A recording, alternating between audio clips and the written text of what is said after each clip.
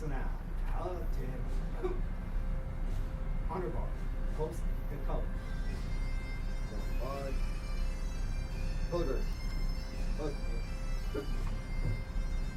Carry. Hook. Ready. Hook. All uniform personnel. Present. Hook. Forward. Mark.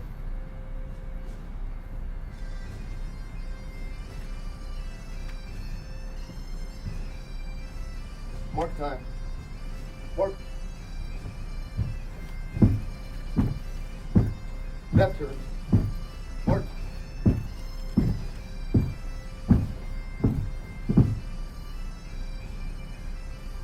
Breathe in. Good.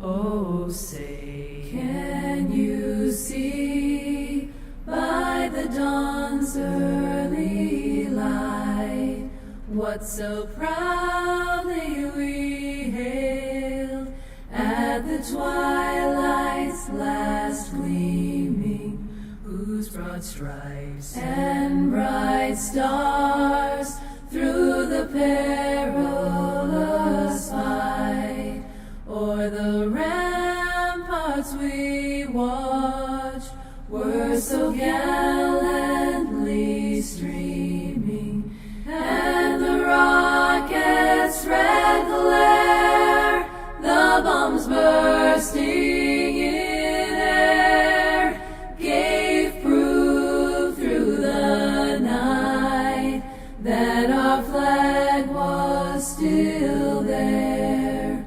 Oh, say does that star-spangled banner yet wave o'er the land of the free and the home of the brave.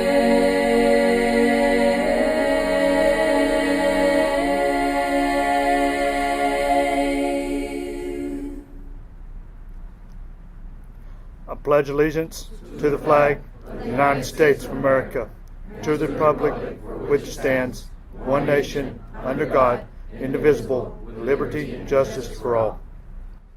Order. Good.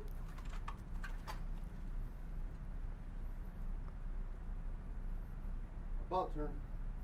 Mark.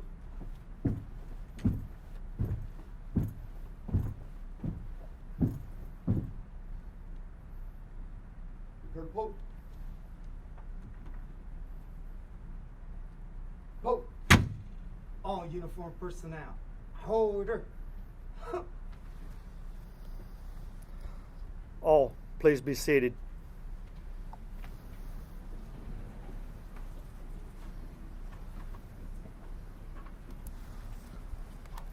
Good. Breathe in. Order. Arm. Right turn. Mark.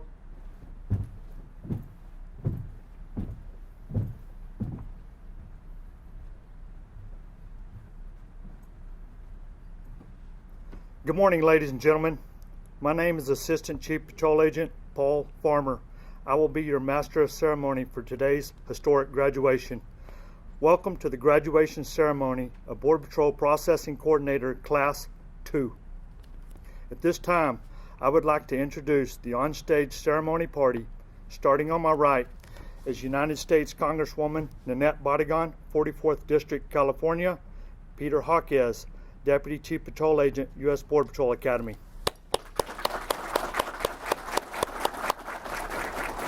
Please join me in viewing a short video of our graduates and brief description of the BPPC position and our graduates' time at the Academy.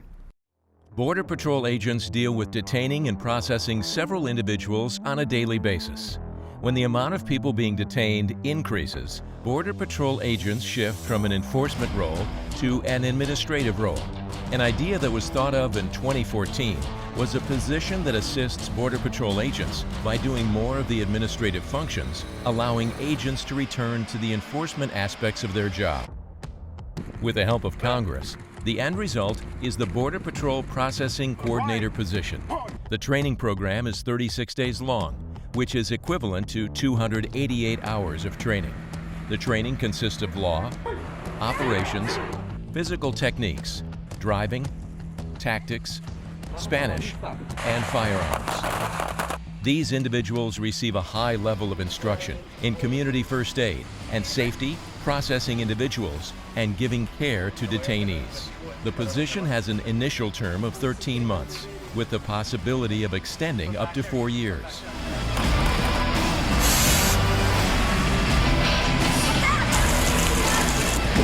That's bad damn too!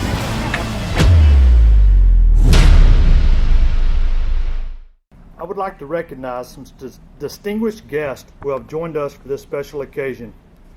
Federal Law Enforcement Training Center Director Thomas Walters, Executive Director of Mission Readiness Operations Directorate Lisa Geddes, FLETC Charleston Site Director Wayne Anderson, Trade and Cargo Academy Director Randy Mitchell, Acting Deputy Chief Patrol Agent of El Paso Sector Walter Slozar, and Patrol Agent in charge of Yuma Station Kevin Villegas.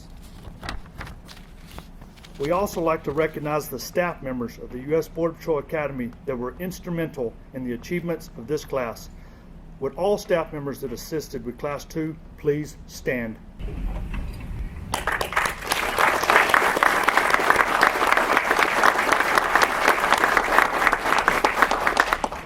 Though many are not here as they are busy instructing another class, we thank you for your work.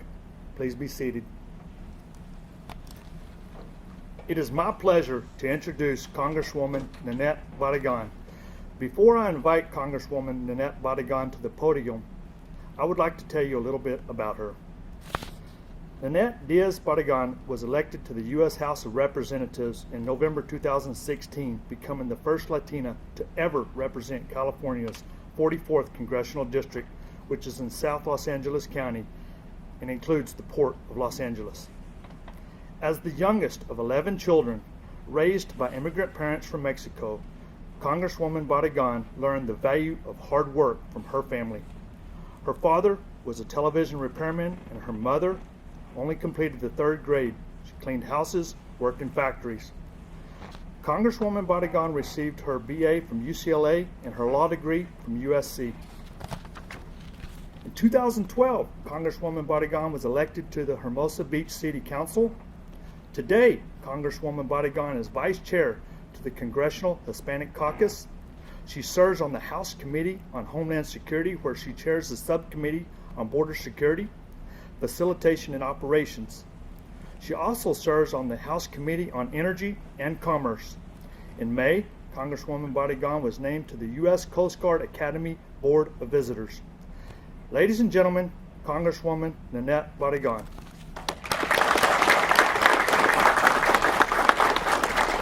Thank you for that kind introduction. Good morning, everyone, and congratulations, graduates. I am thrilled to be here today to celebrate with all of you. I want to also thank everyone here at the Federal Law Enforcement Training Center for my warm welcome. Graduates, your class is historic.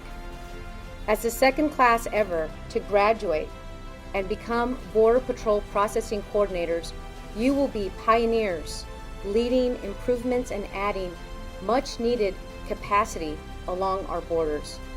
Yesterday, I was able to tour this facility and observed some of your training. It was impressive. I hope you all feel ready and eager to take on your new role. In fact, we are counting on you to do so. The role of the Border Patrol Processing Coordinator was created a few years ago out of recognition that the federal government, and particularly your colleagues in Customs and Border Protection, were stretched thin and needed help processing the individuals arriving along the U.S.-Mexico border. Today, we are again seeing high levels of migration to our borders. These families, children, and individuals are fleeing unimaginable circumstances, asking for safety and protection. I ask that you all take a moment and imagine what it would take for you to flee your home, to leave behind those that you love, and to make the dangerous journey north. It is not a decision anyone would make lightly. These are the people who will be asking for your help and who you will be help processing. These are the people who will rely on you. They will ask for your compassion, for your assistance, and for your professionalism. It is not a role to take lightly, but I fully expect that all of your actions will make the United States proud. I personally saw the need for the Border Patrol processing coordinators during my trips to the Rio Grande Valley in April. I understand that some of you are headed there soon. I spoke with little girls who looked just like me when I was a kid. They had been in CBP custody for days, and many hadn't been able to make a phone call yet. I bet you can all imagine how scared they were and how worried their parents must have been. Agents were working around the clock to process the children quickly, but they needed help.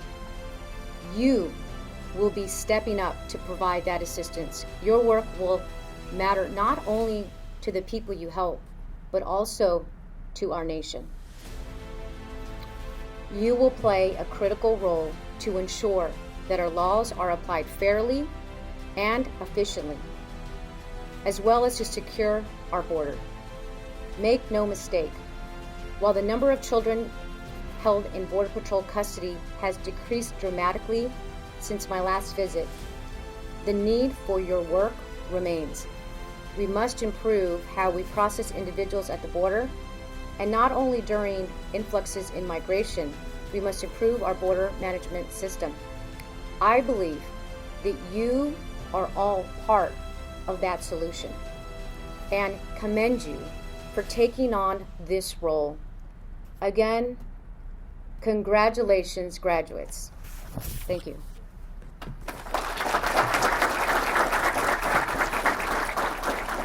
Again, thank you, Congresswoman, we appreciate you taking the time to be here with us today.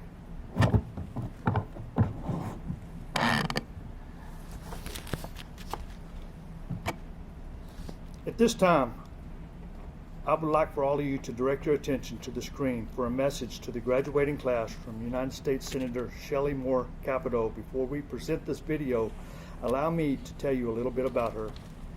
Shelley Moore Capito was first elected to the United States Senate in 2014, re-elected in 2020. She is also the first female senator in West Virginia's history and was elected with the largest margin of victory for a Republican in state history, winning more than 70% of the vote in all 55 counties, surpassing a previous mark from 2014 when she won more than 62% of the vote, again in all 55 counties. After serving West Virginia's 2nd Congressional District in the U.S. House of Representatives for 14 years, and as a member of West Virginia House of Delegates for 4 years prior, Senator Capito decided to run for Senate and be an even stronger voice for the Mountain State. Senator Capito currently serves on the Appropriations Committee, the Commerce, Science, and Transportation Committee, the Rules and Administration Committee, and the Environment and Public Works Committee as ranking member. A lifelong West Virginian herself, Senator Capito was born in Glendale in the Northern Panhandle. She holds a B.S. in Zoology from Duke University and an M.E.D. from the University of Virginia. She and her husband, Charles L. Capito Jr., reside in Charleston. They have 3 adult children, 2 sons, Charles, his wife Laura, and more. 1 daughter, Shelley, her husband, Colin McLeod.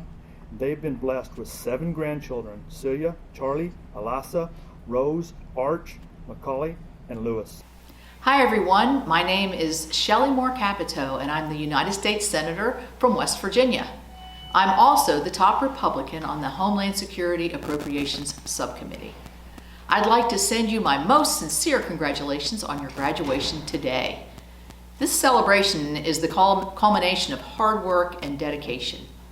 As you finish your training and prepare for the next phase of your career as a U.S. Border Patrol Processing Coordinator, you will play a major role in the security of our country.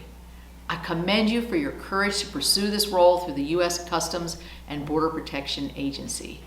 By doing so, you are stepping up to fill a tremendous national need.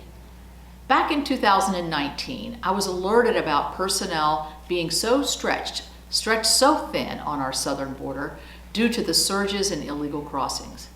After talking with DHS and CBP staff on the ground, we determined that the creation of an additional role was needed to properly secure our border. I made certain that our annual appropriations bill included first-time funding for the position of Border Patrol Processing Coordinators. You all have turned that idea into a reality today and made solutions possible to problems that impact every community in our country, not just those on the border. Sadly, as we all know, there is a great demand right now for the work that you will be doing. Thank you for your willingness and commitment to perform this incredibly important duty. Our nation is more than grateful for your service to protect our homeland. Congratulations on your historic accomplishment today. Now it is my pleasure to introduce the Deputy Chief of the United States Border Patrol Academy, Peter Hawkes. Before I invite Deputy Chief Hawkes to the podium, I would like to tell you a little bit about him. Peter Hawkes assumed command as the Deputy Chief Patrol Agent at the United States Border Patrol Academy on April of 2019. Prior to this assignment, Agent Hawkes served as the patrol agent in charge at El Paso Station from September 2017 to April 2019. He led Station 1 through one of the largest illegal immigration influxes across the southwest border.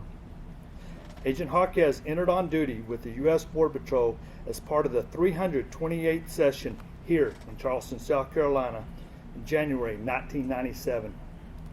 With over 24 years of experience in the U.S. Border Patrol, Agent Hawkes served in multiple sectors: Marfa, El Paso, Tucson, and Yuma. 2 tours of duty at USBP headquarters. Throughout his career, Agent Hawkes has promoted to several career progressive positions, has gained a valuable experience in each of these positions held. Prior to his Border Patrol career, Agent Hawkes served 4 years in the United States Navy in the submarine service. Agent Hawkes is married to Amber, and together they have 4 children. Ladies and gentlemen, Deputy Chief Peter Hawkes.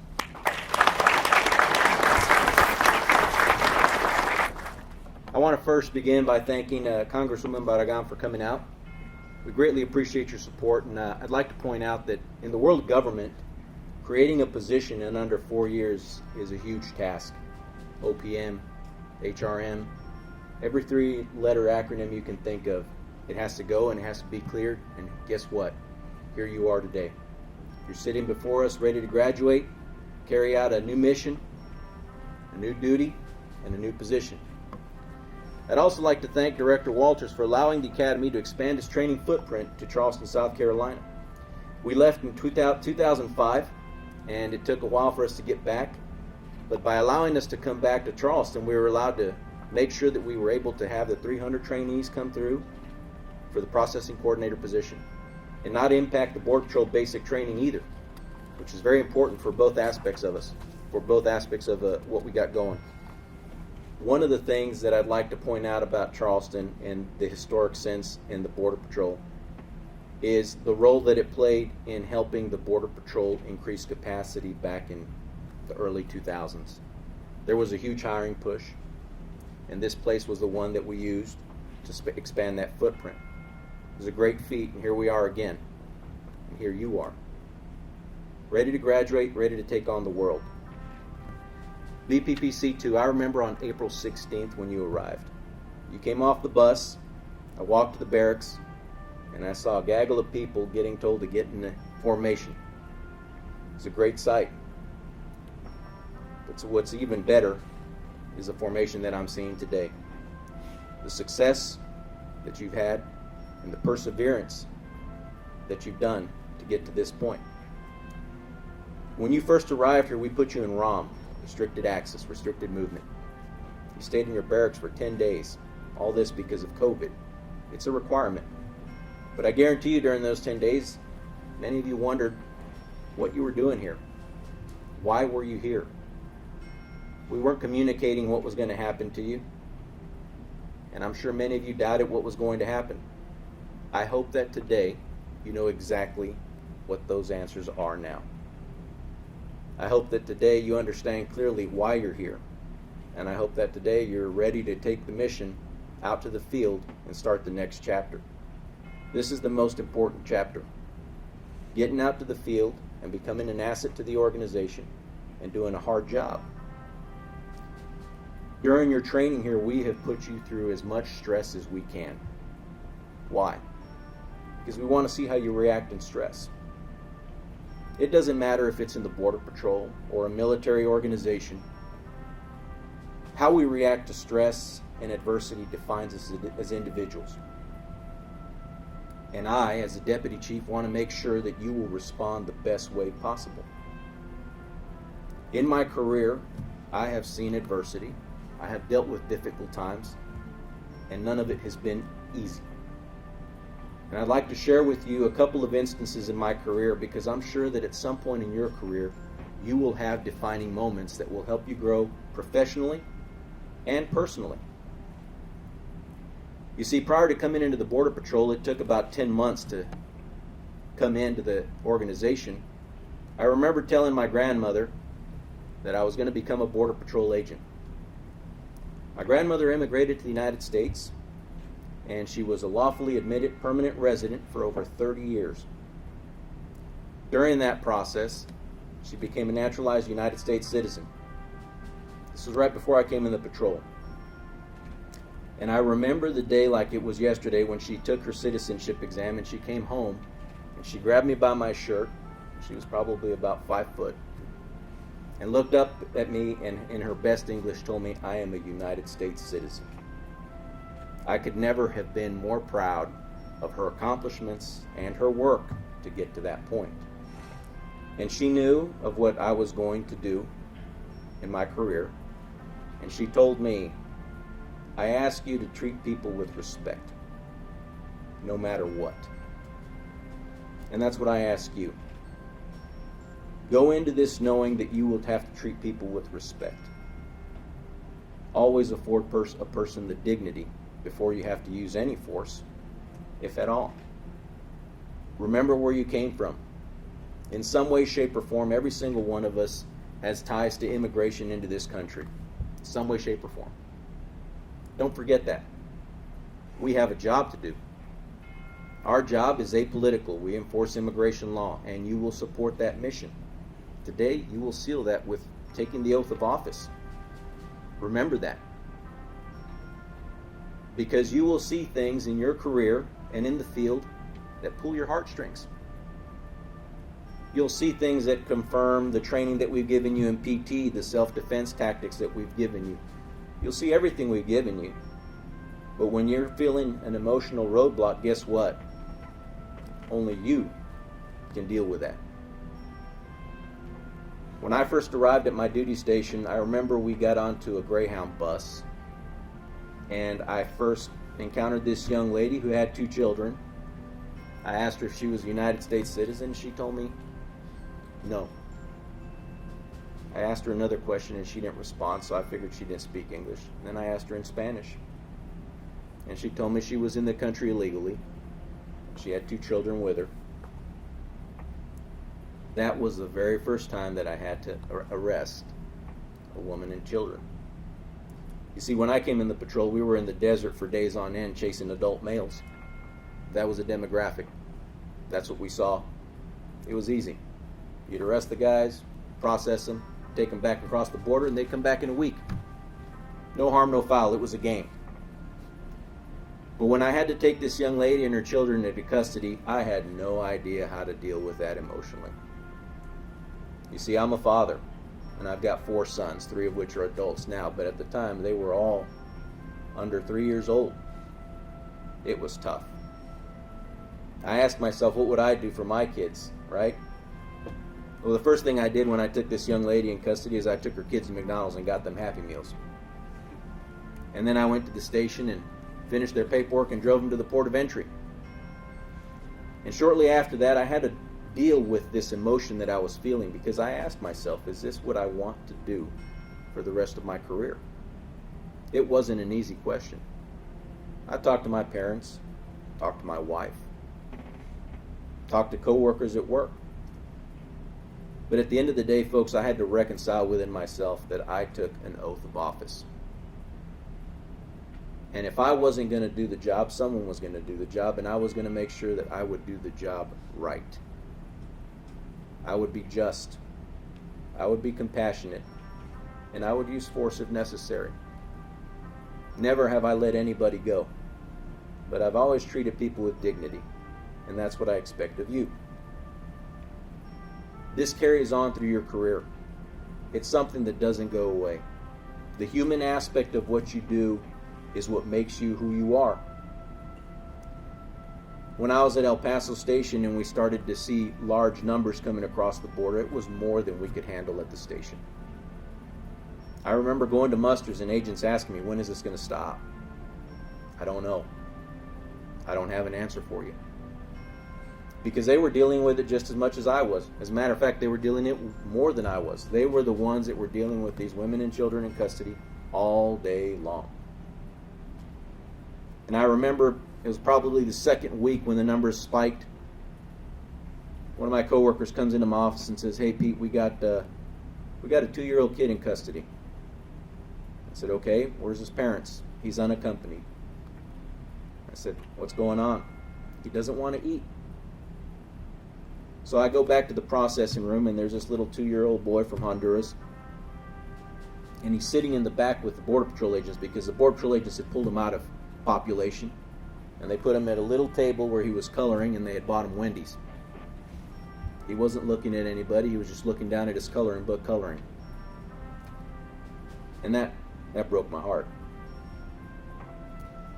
So the guy that came to tell me he wouldn't eat is a 6'4", former college football player of non-Hispanic descent. And I'm sure this little 2-year-old kid had never seen someone that big in his life. He was pretty scared, I'm sure. So I said, "Hey, why don't you step out? I'll talk to this little guy for a little bit." So I knelt down, and I talked to the kid in Spanish, of course.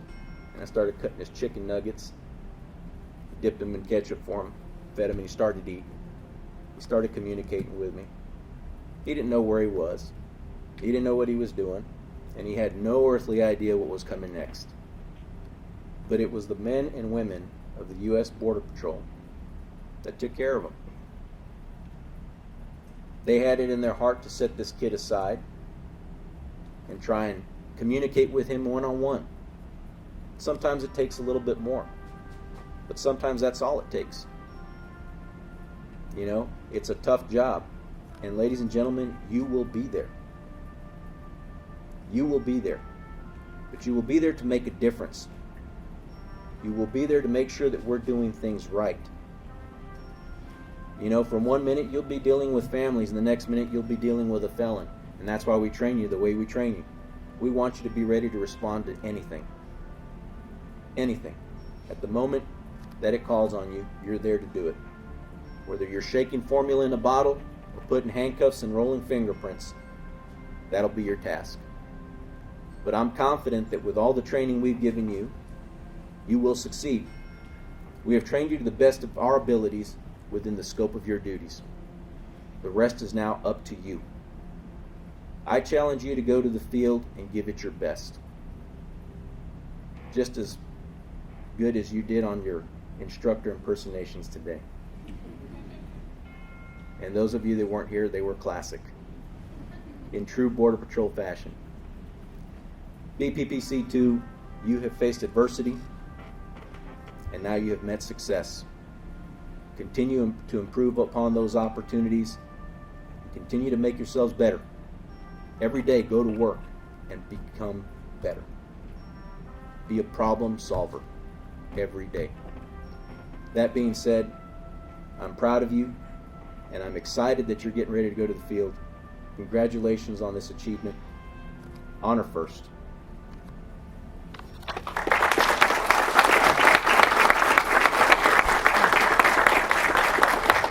Thank you, Deputy, for those inspiring, encouraging words.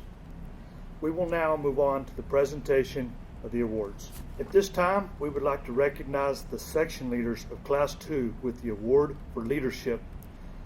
Border Patrol Processing Coordinators Juan J.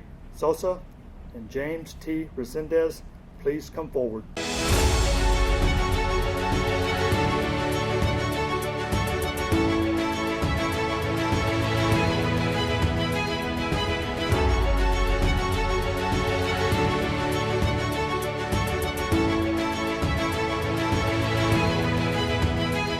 The section leader position carries with it a tremendous amount of additional responsibility aside from the same training regimen as the rest of the class. The award for leadership commends the section leader for his leadership, demeanor, and professional attitude. Congratulations on earning the leadership award. At this time, we would like to recognize the graduate who has earned the overall academic award. Border Patrol Processing Coordinator Bruce Del Rio, please come forward.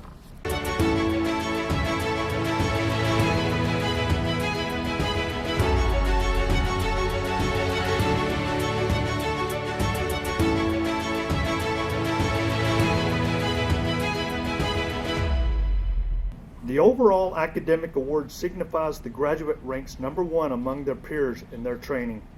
Their performance makes them highly deserving in the honor bestowed by this award.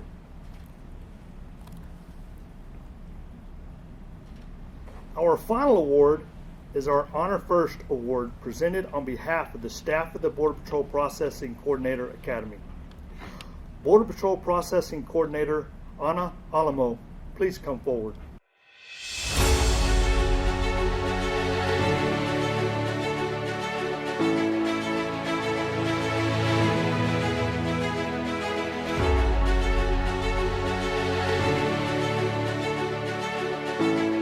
This award is given to the individual who embodies the guiding principles of honor and who has demonstrated through their actions a level of integrity and commitment that exemplifies the values of the Border Patrol.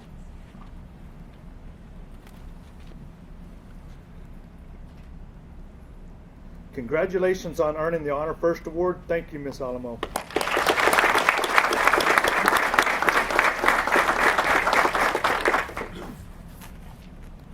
The graduating class will now be presented with their graduation certificate and credentials, signifying that they have met required qualifications needed to be a Border Patrol Processing Coordinator.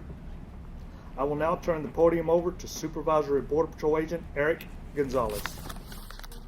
Ana M. Alamo, El Paso Sector.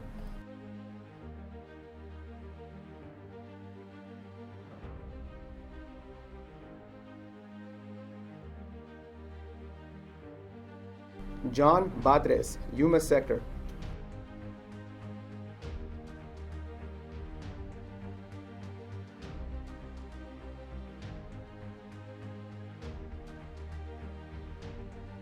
Celia B. Canizales, El Paso Sector.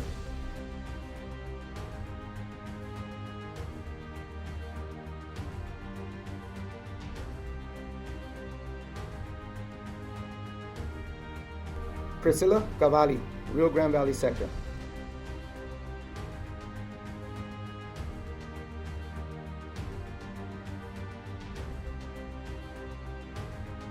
Abel Ceniceros Jr., El Paso Sector.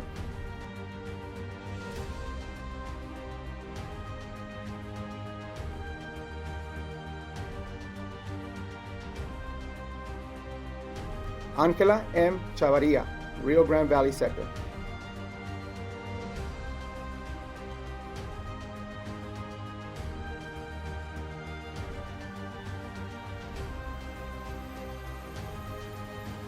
Aldo A. Cordova, Rio Grande Valley Sector.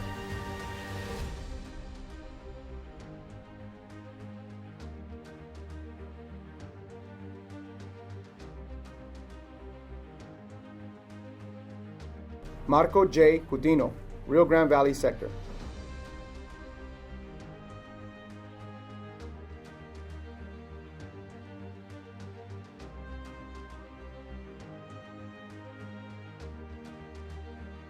Bruce Del Rio, El Paso Sector.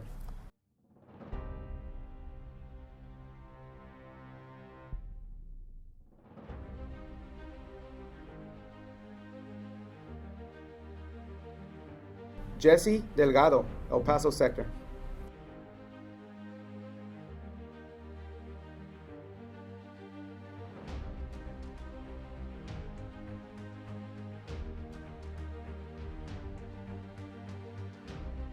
Hermundo Franco III, El Paso Sector.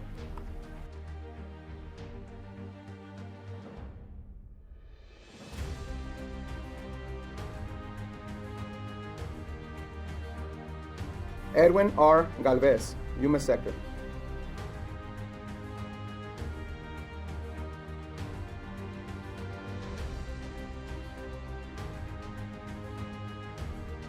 Jose L. Gandara, Jr., El Paso Sector.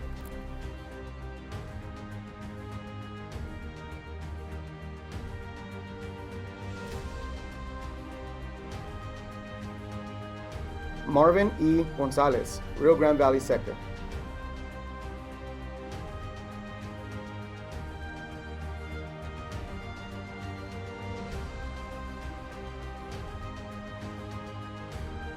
Juan C. Gutierrez Jr., El Paso Sector.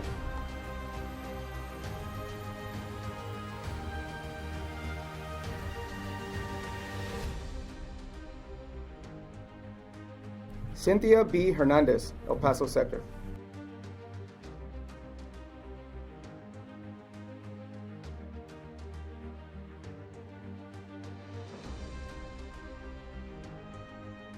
Jesus Hernandez, El Paso Sector.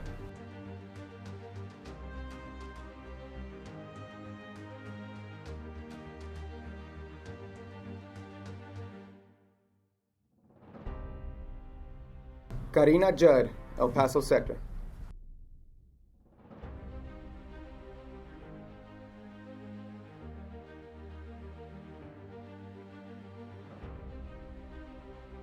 Sandy Leal, El Paso Sector.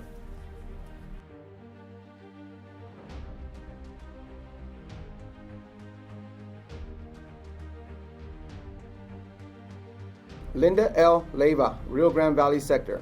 Presenting Processing Coordinator Leyva with her credentials is her husband, Border Patrol Agent Jose D. Hernandez.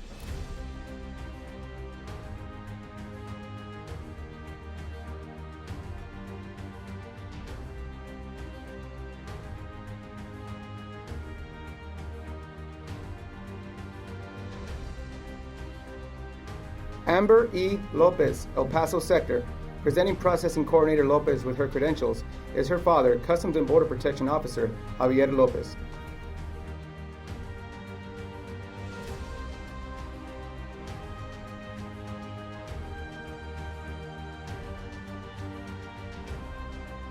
Elma C. Miller, El Paso Sector.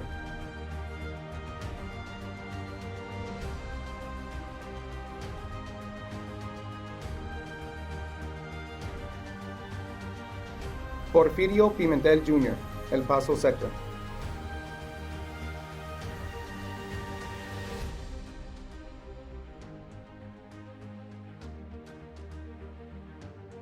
Julian Ponce, Rio Grande Valley Sector.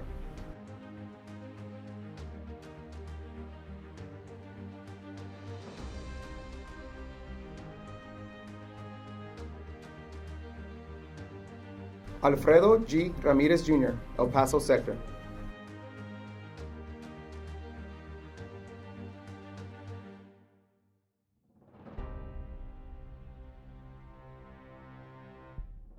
Yadira Ramirez, El Paso Sector.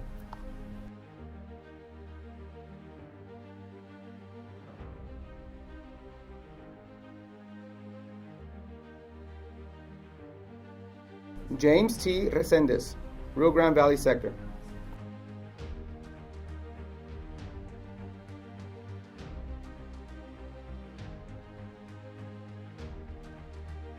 Jeanette Reyes, Rio Grande Valley Sector.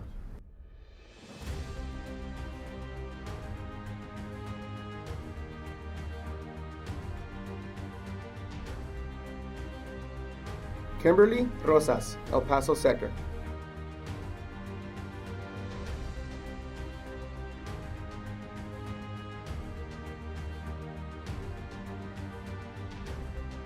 Isolde Ruiz, Yuma Sector.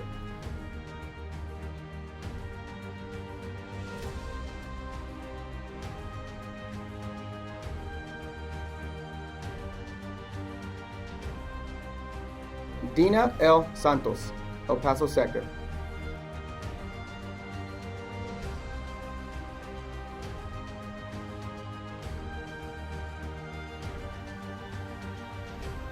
Michael Sarabia, Rio Grande Valley Sector.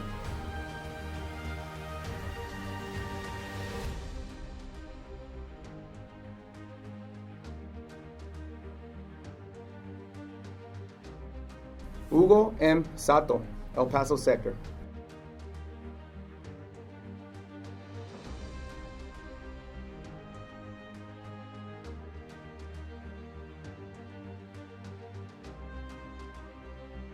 Juan J. Sosa, Rio Grande Valley Sector.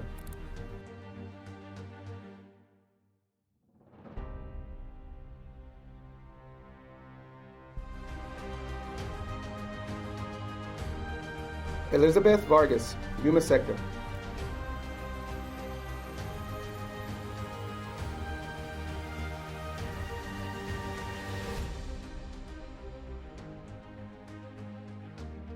Jessica Vargas, El Paso Sector.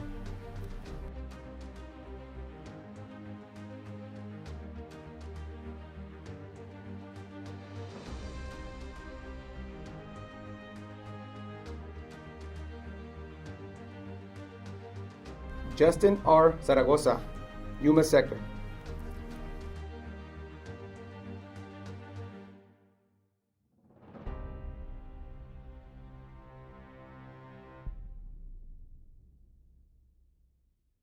The moment we've all been waiting for. This is it. We're going to cement the deal. Everybody pull out their pocket knives and cut their palms. Can I have everyone please stand? BPPC2, raise your right hand and repeat after me. I state your name. I, Ana Álamo. John Batres. Celia Canizales, Priscila Cavalli, Abel Sincero. Ángela Chavarría, Aldo Cordova. Marco Coutinho, Bruce Del Rio. Jessy Delgado, Edmundo Franco. Edwin Galvez. José Gatara, Marvin Gonzalez. Juan C. Gutierrez Jr. Lydia Hernandez, Jesus Hernandez. Darina Judd, Sandy Leal, Linda Leiva, Amber E. Lopez, Alma Miller, Porfirio Pimentel Jr. William Ponce. Alfredo G. Ramirez Jr. Yadira Ramirez, James T. Resendez. Jeanette Reyes, Kimberly Rosas, Isolde Ruiz, Tina Santos, Michael Sarabia. Hugo Sato. Juan J. Sosa. Elizabeth Vargas, Jessica Vargas, Justin Zaragoza. Do solemnly swear. That I will support and defend. The Constitution of the United States. Against all enemies, foreign and domestic. against all enemies, foreign and domestic, That I will bear true faith and allegiance to the same. That I will take this obligation freely. Without any mental reservation. Or purpose of evasion. And that I will well and faithfully discharge. The duties of the office on which I am about to enter. So help me God. Congratulations, BPPC2. Honor first. In closing, I want to thank all of the family, friends, and guests for joining in the celebration of this historic achievement. Guidon bearers, retrieve the guidons.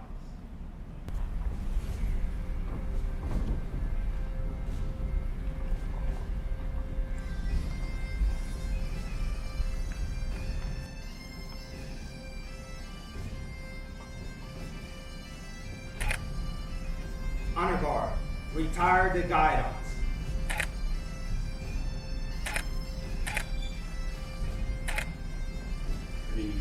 Go.